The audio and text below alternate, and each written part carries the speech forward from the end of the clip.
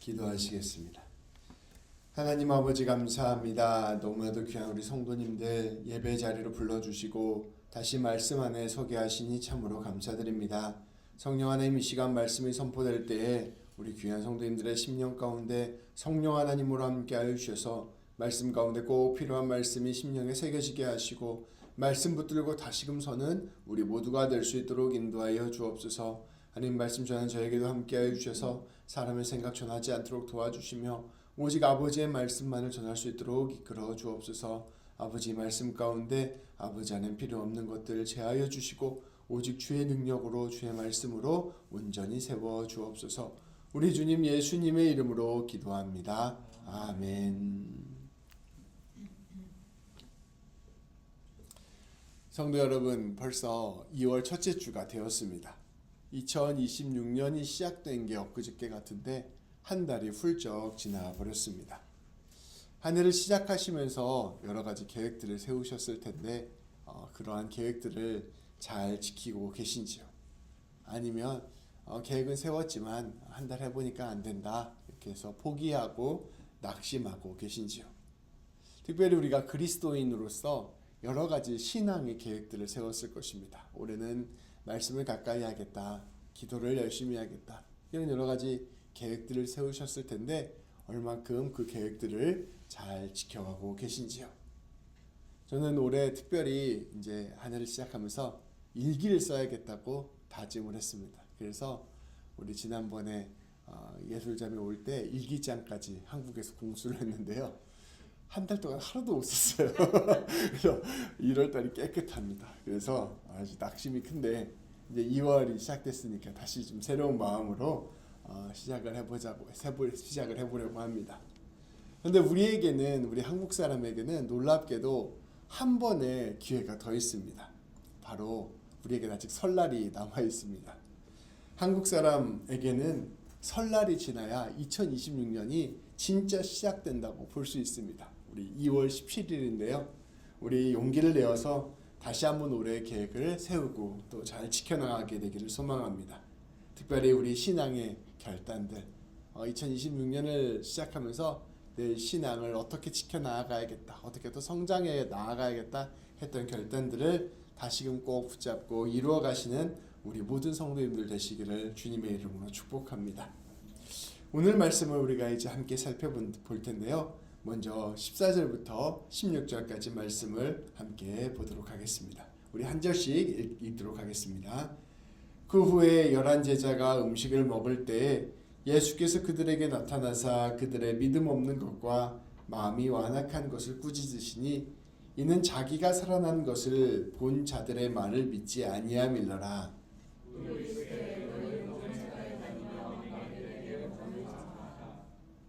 믿고 세례를 받는 사람은 구원을 얻을 것이요 믿지 않는 사람은 정죄를 받으리라. 아멘.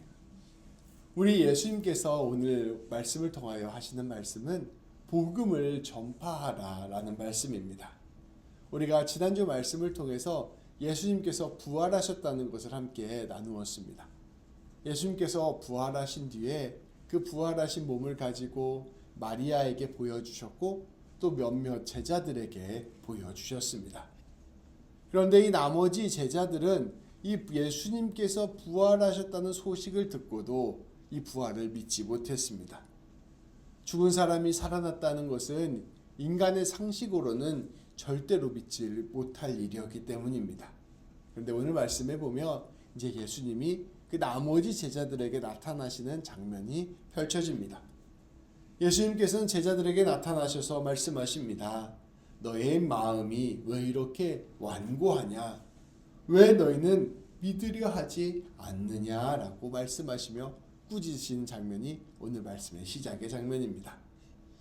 사실 우리가 진짜로 믿기 어려운 것은 하나님이 계시다는 것입니다. 또 우리가 진짜 믿기 어려운 것은 예수님이 살아계신 하나님의 아들이시요 하나님께서 보내신 메시아라는 것입니다.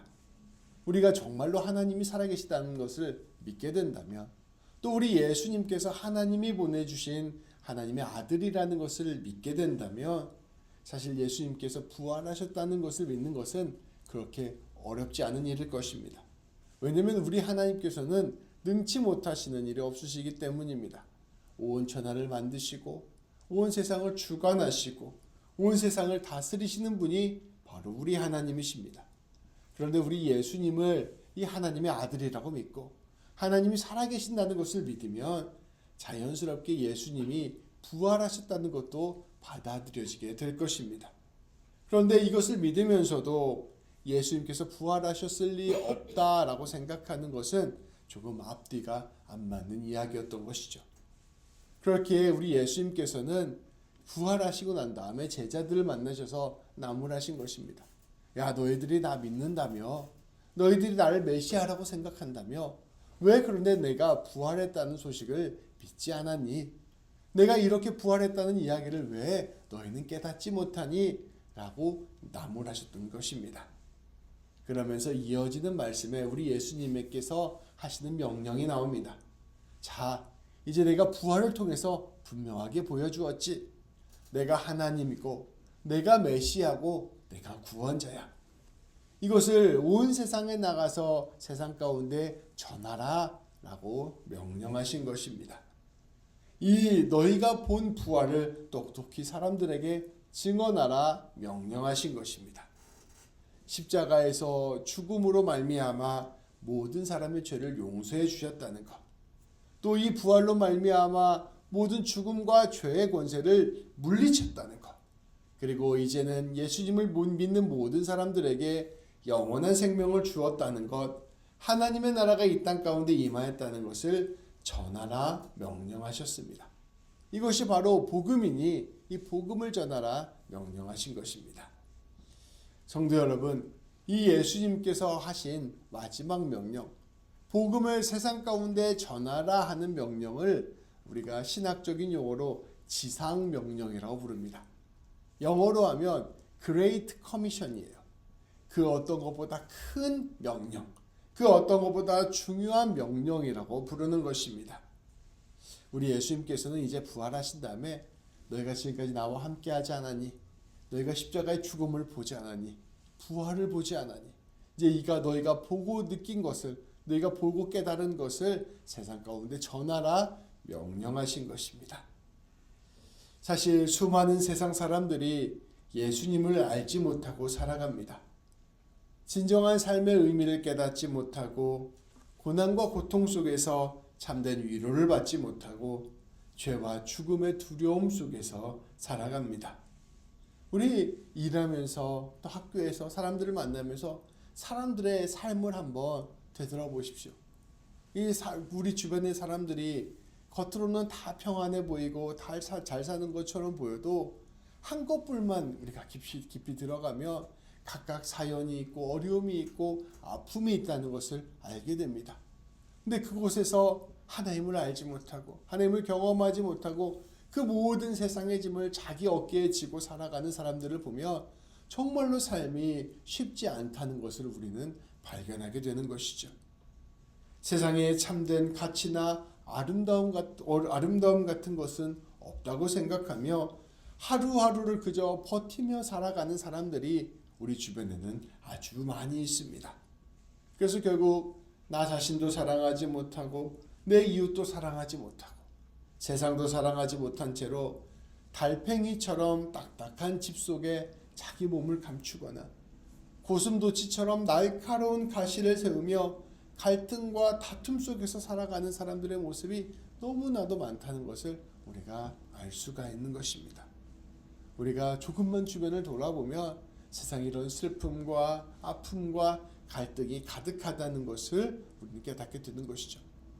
우리 예수님께서는 그들에게 가서 예수님의 이 아름다운 소식, 복된 소식, 희망의 소식을 전하라고 말씀하여 주시는 것입니다. 역전되었다는 소식을 전하라 말씀하시는 것입니다. 자, 예수님의 십자가와 부활이 어떠한 의미입니까? 사랑이 미움을 이겼다는 소식입니다. 정의와 공의가 불의를 이겼다는 소식입니다. 겸손함이 교만함을 이겼다는 소식입니다. 침묵이 조롱을 이겼다는 소식입니다. 용서가 정죄를 이겼다는 소식입니다.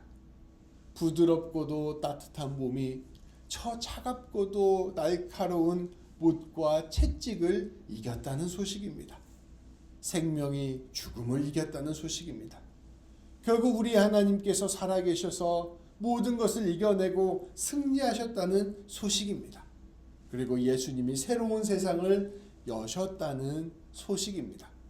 복음을 전하라는 것은 바로 이 어둠과 절망 가운데 살아가는 세상 가운데 들어가서 이 어둠과 절망이 끝이 아니야. 이곳 가운데 새로운 희망이 피어났어 라는 것을 전하는 것이 바로 복음을 전하라는 것의 참된 의미인 것이죠. 우리가 예전에도 말씀드렸다시피 예수님을 믿게 된 사람, 하나님의 백성이 된 사람의 특징이 있습니다. 세 가지 특징이 있다고 말씀드렸는데요. 로마서 말씀에 따르면 기쁨이 있고요, 평강이 있고 하나님의 의가 있습니다. 모든 사람들이 다 힘들고 어려운 세상을 살아갑니다. 하루하루가 지치고 낙심하는 일들이 많아요. 그런데 예수님을 진실로 만난 사람, 성령 충만한 사람, 하나님께 사로잡힌 사람은요, 마음 가운데 하나님으로 말미암은 기쁨이 피어납니다. 주님이 주시는 놀라운 평화가 흘러넘칩니다. 그리고 하나님께 주시는 하나님과의 깊은 관계가 이어지게 됩니다. 그래서 이 세상을 똑같이 힘들고 어렵게 살아가지만 세상 사람들과는 다른 삶의 방식으로 살아가게 됩니다. 이웃을 만날 때 위로를 전할 수 있는 사람이 되고요. 이웃을 만날 때 용기를 줄 수 있는 사람이 되고요. 평안함으로 이웃을 품어줄 수 있는 사람이 되고요. 사랑을 전할 수 있는 사람이 됩니다. 그래서 그러한 사람이 세상 가운데 들어갔을 때 사람들이 놀라는 거예요. 너는 어떻게 이렇게 힘들고 어려운 삶을 살아가는데 그렇게 기쁨이 네 마음속에 있을 수 있느냐? 너는 이렇게 힘들고 어려운 삶 가운데 어떻게 평안함을 유지할 수 있느냐? 어떻게 너도 어려운데 다른 사람을 돕고 섬길 수 있느냐? 어떻게 너는 새로운 삶을 시작할 수 있게 되었고 어떻게 너는 세상과는 다른 삶을 살 수 있게 되었느냐? 사람들이 물어보게 된다는 것입니다. 그것을 통하여 우리는 예수님의 존재를 드러낼 수 있게 되고 그것을 통하여 예수님의 살아계심을 전할 수 있게 되는 것이죠. 그것을 통하여 어둠과 절망 가운데 있는 사람들 가운데 빛을 드러내는 사람이 바로 예수님 믿는 사람이라고 우리 주님은 말씀하고 있는 것입니다. 이 소식을 예수님께서 부활하셨다는 소식을 들었을 때 아무도 믿지 못했습니다. 내 안에 이런 새로운 소망이 생겼어. 내 안에 이런 새로운 기쁨이 생겼어 라고 이야기해도 세상 사람들은 이해하지 못하고 받아들이지 못할 것입니다. 왜냐하면 그것은 불가능한 일이라고 생각했기 때문입니다. 그런데 놀라운 것은 우리가 먼저 그러한 삶을 체험함으로써 이것이 불가능한 것이 아니라 가능한 것임을 경험하게 되고 우리의 그런 고백과 우리의 증언을 통하여 부활하신 예수님이 이 세상 가운데 전해지게 되는 것입니다. 그래서 어느 날 우리 곁에 있는 사람들도 세상 가운데 살아갈 때 어떠한 소망도 발견하지 못했던 삶에서부터 비로소 예수님을 발견하게 되고 놀라운 소망의 삶으로 이어지게 되는 역사가 일어나게 된다는 것입니다. 한마디로 정리하면 우리가 예수님을 알고 그 예수님을 아는 삶을 살아감을 통하여 우리 세상 가운데 예수님을 전하는 놀라운 삶이 펼쳐지게 되는 것입니다. 이제 너희가 예수님을 믿게 되었으니 그렇게 예수님을 전하라 우리 주님께서는 말씀하여 주시는 것입니다. 이것이 바로 예수님을 먼저 알게 된 우리를 향한 우리 하나님의 우리 예수님의 명령이십니다. 그 명령을 기억하고 내가 먼저 예수님을 붙들고 살아가야겠다. 그리고 내가 예수님을 아는 삶을 살아가야겠다. 그리고 그것을 통하여 주님을 전해야겠다. 결단은 우리 모든 성도님들 되시기를 바랍니다. 그렇게 우리가 주님의 명령에 따라 예수님을 아는 사람, 예수님을 전하는 사람이 되면 우리에게 놀라운 일이 일어나게 됩니다. 17절부터 18절까지 말씀은 우리가 그렇게 이제 예수님 붙들고 예수님을 전하는 사람 가운데 어떠한 일이 펼쳐지게 될 것인가를 우리 예수님께서 전해주신 약속이 드러납니다. 우리 17절, 18절 말씀을 함께 봉독하도록 하겠습니다. 믿는 자들에게는 이러한 표적이 따르느니 곧 이들이 내 이름으로 귀신을 쫓아내며 새 방언을 말하며 뱀을 집어 올리며 무슨 독을 마실지라도 해를 받지 아니하며 병든 사람에게 손을 얹은즉 나으리라 하시리라. 아멘. 예수님을 믿는 사람에게는 놀라운 하나님의 역사가 일어나게 됩니다. 첫 번째로 앞서 말씀드린 바와 같이 우리가 예수님을 믿게 되면요, 하나님의 자녀가 되면요, 하나님과 교제하며 살아가게 되면요, 하나님이 주시는 사랑과 기쁨과 평안이 우리의 마음 가운데 넘쳐 흐르게 됩니다. 그래서 이 세상 가운데 살아갔던 모든 염려와 두려움과 근심이 있지만 그럼에도 불구하고 우리를 지금도 함께 하시고 이끌어 주시는 하나님을 경험하면서 하나님께 주시는 놀라운 은혜를 매일매일 누리며 살아가게 되는 것이죠. 이 하나님과의 교제 안에서 오는 우리 마음 가운데 샘솟는 기쁨과 평안이 우리 예수님 믿는 사람의 첫 번째 특징이라 할 수 있을 것입니다. 그런데 놀랍게도요, 거기에서 멈추는 것이 아닙니다. 우리가 그렇게 하나님께 붙들린 상태로, 우리 예수님을 신뢰하는 상태로 우리의 삶의 자리에서 예수님의 뜻을 이루어가고 예수님의 사랑을 전하고 예수님을 전하는 역사를 우리가 이루어가기 시작하면 우리의 삶 가운데 놀라운 기적들이 등장하기 시작합니다. 그것을 오늘 말씀 17절, 18절 말씀에 나오게 되는 것이죠. 주님은 말씀하여 주십니다. 너희가 이제 나를 전하는 삶을 살아가게 되면, 너희가 이제 나를 드러내는 삶을 살아가게 되면 너희의 삶을 통해서 이러한 역사가 나타날 것이다. 먼저는 귀신을 쫓아낼 것이다. 그리고 너희가 새 방언을 말하게 될 것이다. 그리고 너희가 뱀의 독에 더 이상 해를 받지 않을 것이며 뱀을 집어 올릴 것이다. 그리고 너희가 병든 사람에게 손을 얹은즉 나을 것이다 말씀하여 주시는 것입니다. 이것이 무엇을 뜻하는 것일까요? 우리가 앞서 말씀드린 바와 같이 예수님을 믿는 사람은 새로운 질서에서 살아가는 삶을 의미합니다. 새로운 질서는 무엇이냐면요, 하나님께서 우리에게 말씀해 주시는 질서예요. 하나님 나라의 질서입니다. 하나님 나라의 질서의 반대편에 있는 것은 세상의 질서입니다. 세상의 질서가 우리에게 이야기해 주는 것은 비교적 선명해요. 세상의 질서는 뭐라고 얘기하냐면요, 네가 먹고 살기 위해서는 돈이 있어야 한다고 말하는 것입니다. 먹고 살기 위해서는 권력이 있어야 한다고 말하는 것입니다. 먹고 살기 위해서는 명성과 인기가 있어야 살 수 있다고 말하는 것입니다. 네가 빵이 있어야 살 수 있다. 그러니 네가 이 세상의 질서에 순종해서 온통 너의 삶을 먹고 사는 문제, 너의 삶의 권세를 높이는 문제, 네가 높아지는 문제에 온 마음을 기울여라 말하는 것이 바로 세상의 질서입니다. 그런데 이 세상의 질서 가운데 살아가면요, 늘 염려와 두려움이 있어요. 늘 불안감이 있습니다. 어떻게 해서든지 발버둥쳐서 생존해야 된다는 절박감만이 우리 안에 있습니다. 근데 우리 예수님께서는 말씀하십니다. 빵도 중요하고 먹고 사는 것도 중요하다. 그러나 너희가 먼저 그의 나라와 그의 의를 구해야 된다.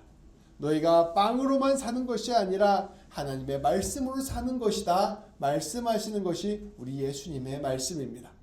그래서 너의 삶의 중심을 하나님께로 두어라 라고 말씀하시는 거예요. 그래서 너의 인생을 하나님께서 인도하여 주시고 하나님께서 책임져 주시고 하나님께서 붙들어 주심을 신뢰해라 말씀해 주시는 것입니다. 그리고 주님께서 너에게 명령하시는 삶을 살아라. 사랑을 따르고 은혜를 따르고 믿음을 따라 살아가라. 너의 삶의 중심을 하나님께로 두어라 말씀하시는 것입니다. 그렇게 하나님께로 두면 너의 모든 삶을 내가 책임질 것이다. 너의 모든 삶을 통하여 내가 일할 것이다 라고 말씀하여 주시는 것입니다.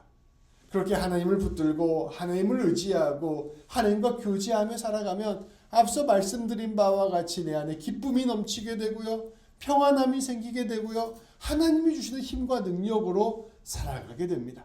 근데 거기에서 그치는 것이 아니라 그 놀라운 하나님께서 주시는 사랑으로, 하나님 주시는 믿음으로 세상 가운데 나아가서 세상이 감당하지 못하는 삶을 살아가게 되는 것입니다.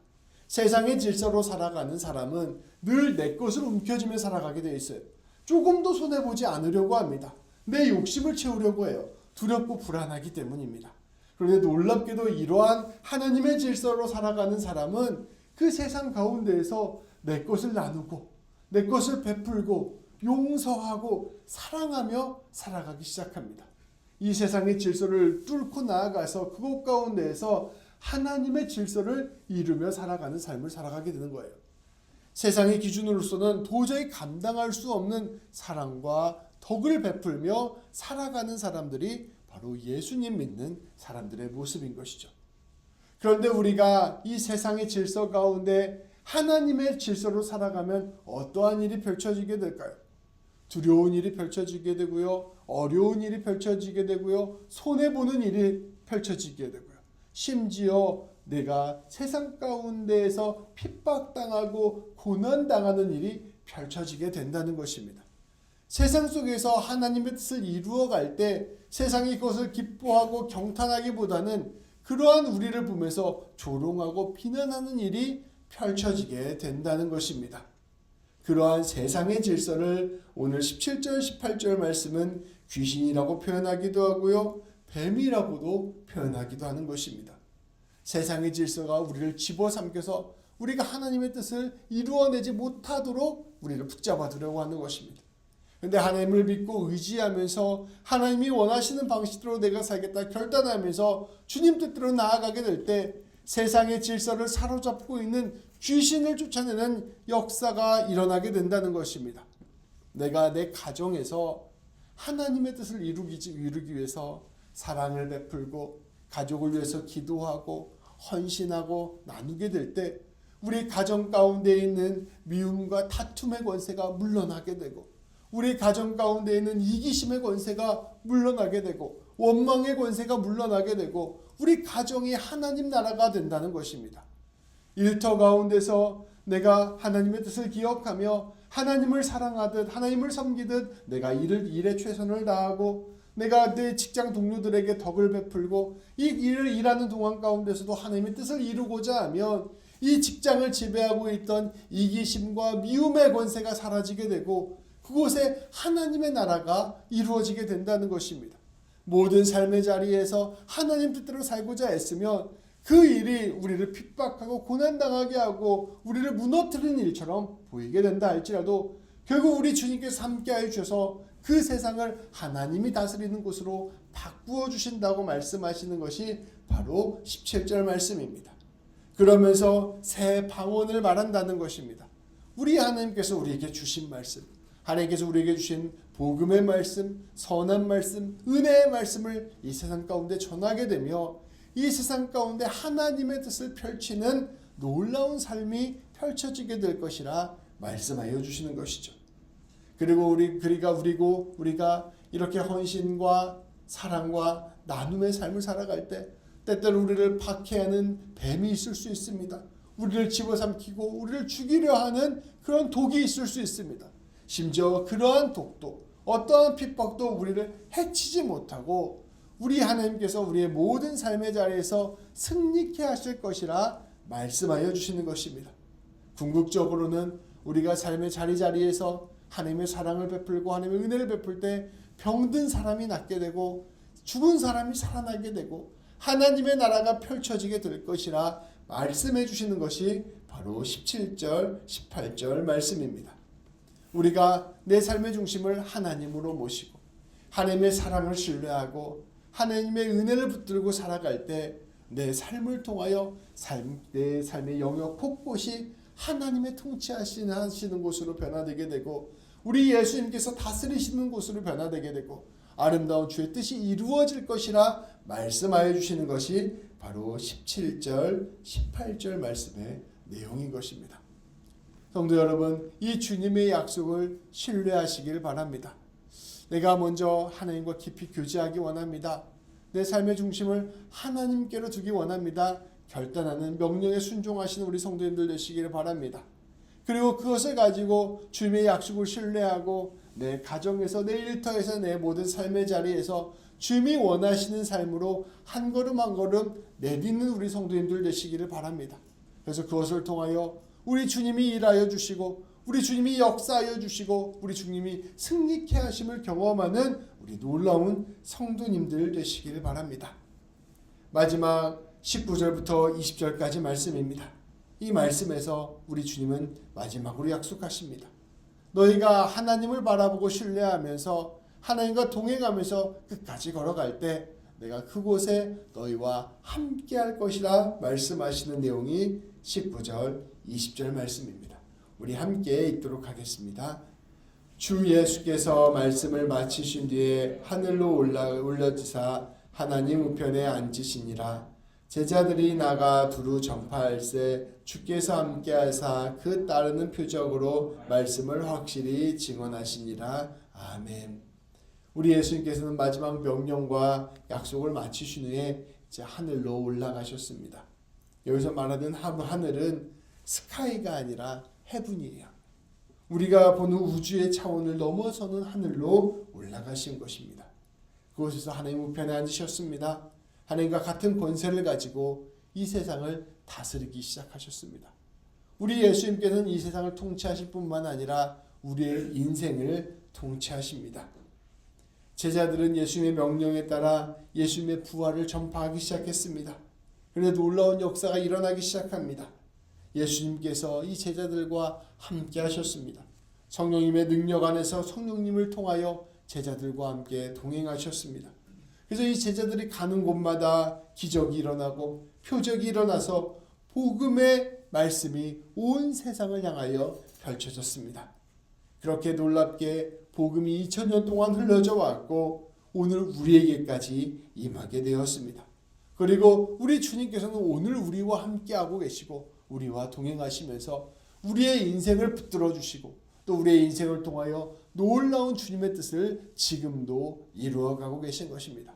우리 주님은 우리에게 요구하시는 것입니다. 그 놀라운 주님을 신뢰해라. 그 주님을 붙들어라. 그리고 그 주님과 더불어서 너의 모든 삶의 자리에서 주님의 뜻을 이루어가라. 때로는 그게 힘든 일처럼 보이고 때로는 그게 어려운 일처럼 보이고 때로는 그것이 너 자신을 내려놓는 일처럼 보여도 주님께서 원하시는 일에 발을 한 걸음 한 걸음 내디뎌라. 그러면 주님께서 역사하실 것이고 주님께서 일하실 것이어서 그 모든 일들을 통하여 하나님의 나라를 이루어 가시고 많은 사람들을 살리는 역사를 이룰 것이다 말씀하여 주시는 것입니다. 말씀을 정리합니다. 우리 예수님은 하나님의 독생자이십니다. 그리고 우리 예수님께서 이 땅에 오셔서 하나님의 나라를 시작하셨습니다. 하나님의 나라란 하나님의 뜻이 이루어지는 나라입니다. 하나님과 우리의 사이에 관계가 회복된 나라입니다. 하나님의 말씀대로 사랑과 은혜로 살아가는 나라입니다. 예수님의 하나님 나라는 예수님의 십자가 죽음과 부활을 통하여 완성되었습니다. 하나님의 나라와 반대가 되는 말은 앞서 말씀드린 바와 같이 세상의 나라입니다. 세상은 우상을 숭배하며 살아갑니다. 권세를 숭배하고 교만을 숭배하며 돈과 부유함을 숭배합니다. 명성과 자랑을 숭배하고 이기심을 숭배합니다. 이러한 세상의 질서로 다스려지는 나라가 세상의 나라입니다. 우리 예수님께서는 이 세상 나라 한가운데 오셔서 새로운 질서, 곧 하나님의 나라를 선포하셨습니다. 세상의 나라는 예수님을 견디지 못했습니다. 그래서 세상의 질서와 세상의 법으로 우리 예수님을 죽였습니다. 사람들이 정말로 나에게 꼭 필요해 라고 생각했던 권력과 탐욕, 죄악과 미움, 무관심과 냉담함이 결국 우리 예수님을 죽인 것입니다. 그런데 우리 예수님께서는 하나님 나라의 질서대로 끝까지 사랑하시고 끝까지 용서하시고 끝까지 겸손하시고 끝까지 순종하셨습니다. 예수님은 하나님께서 침묵하시는 그 순간까지도 하나님을 신뢰하면서 모든 사람을 위하여 십자가에서 비참하게 돌아가셨습니다. 그러나 우리 예수님께서는 십자가의 죽음 후에 사흘 만에 부활하셨습니다. 이를 통하여 온 세상에 드러내신 것입니다. 우리 예수님은 아무런 죄가 없으신 분이시고 하나님 앞에서 온전한 분이시고 더 나아가 하나님이라는 사실을 드러내셨습니다. 그리고 이를 통하여 예수님께서 선포하신, 예수님께서 주장하시는 하나님의 나라가 세상의 나라를 이긴다는 것을 보여주셨고 예수님께서 선포하신 뜻이 예수님께서 선포하신 하나님의 뜻이 옳다는 것을 드러내셨습니다. 예수님께서는 부활로서 모든 죄와 사망의 권세를 이기시고 영원한 하나님의 나라가 시작되었음을 선포하셨습니다. 예수님의 부활을 목격한 사람들은 이제 하나님의 나라의 백성들이 되었습니다.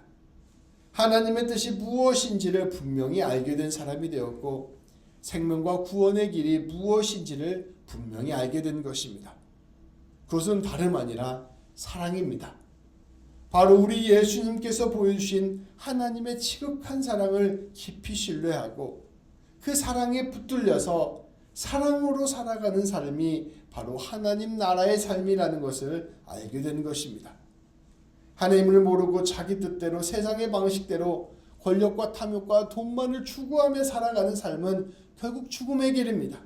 그러나 하나님을 믿고 신뢰하면서 하나님께 순종하여 사랑으로 살아가는 삶은 결국 생명의 길로 걸어가게 됩니다. 귀한 성도 여러분, 우리는 이제 예수님께서 보여주신 이 생명의 길, 하나님 나라의 길, 사랑의 길로 걸어가야 할 것입니다. 하나님의 사랑을 신뢰하고 사랑에 붙들려서 사랑으로 걸어가는 삶을 살아야 할 것입니다. 이것이 바로 빛과 소금의 삶이요, 이것이 바로 거룩하고 경건한 삶이요, 이것이 바로 의로운 삶입니다. 사랑으로 세상을 이겨내는 삶, 심지어 고난과 역경이 다가와도 끝까지 사랑하는 삶, 심지어 죽음조차도 이겨내며 사랑하는 삶이 바로 하나님 나라의 삶입니다. 죽음조차도 이길 수 없는 사랑을 신뢰하고 이 사랑으로 생명을 이겨내는, 사랑으로 생명을 드러내는 삶이 바로 하나님 나라의 삶입니다. 우리는 부활 예수님을 전하면서 결국 이것을 통하여 사랑을 전하고 사랑을 실천하며 살아가야 할 것입니다. 그렇게 우리가 사랑을 드러내며 살아가게 될 때 우리 예수님께서는 우리와 함께 하시며 우리의 모든 삶을 끝내 승리케 할 것입니다. 사랑으로 나아가려고 할 때 귀신의 권세가 우리를 집어삼키려고 할 것입니다. 그러나 귀신은 결코 사랑을 이길 수 없습니다. 우리가 사랑을 실천하며 나아가려고 할 때 뱀이 다가와서 우리를 물고 독을 우리에게 뿌려야 될 것입니다. 그러나 결코 어떠한 뱀도 우리를 이길 수 없습니다. 우리가 사랑으로 나아가려고 할 때 온 세상이 우리를 방해하는 것처럼 느낄 수도 있습니다. 그러나 그 어떠한 세상도 우리를 이길 수 없습니다. 왜냐하면 죽음을 이기신 우리 예수님께서 우리와 함께하고 계시고 우리를 위하여 싸우시기 때문입니다. 우리 예수님께서 우리의 삶을 끝내 사랑으로 승리하게 할 것입니다. 이 놀라운 복음의 사랑을 깊이 알고 복음에 매여 복음을 전하며 복음에 참된 복을 누리시는 참으로 사랑으로 살아가는 우리 모든 성도님들 되시기를 우리 주님의 이름으로 축복합니다. 기도하시겠습니다. 하나님 아버지 감사합니다. 우리 예수님께서 십자가의 죽음과 부활을 통하여 우리에게 드러내신 하나님 나라는 결국 사랑으로 모든 것을 승리한다는 놀라운 사실이라는 사실을 깨닫게 하여 주시니 참으로 감사드립니다.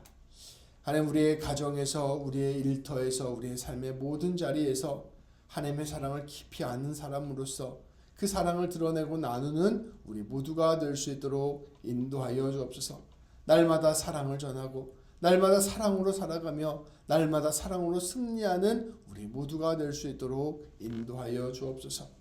하나님, 하나님의 사랑을 아는 사람만이 누리는 참된 기쁨과 평강과 하나님과의 깊은 교제가 우리 모든 성도님들의 마음 가운데 날마다 세워지게 하시고 그 놀라운 사랑으로 날마다 우리 곁에 있는 이들을 품고 용납하며 용서하며 그들을 아버지 돕는 우리 모두가 될 수 있도록 도와주시며 그것을 통하여 이 세상의 질서를 뛰어넘어 하나님의 질서를 드러내며 하나님 나라를 드러내며 사랑을 온전히 드러내는 우리 모두가 될 수 있도록 인도하여 주옵소서.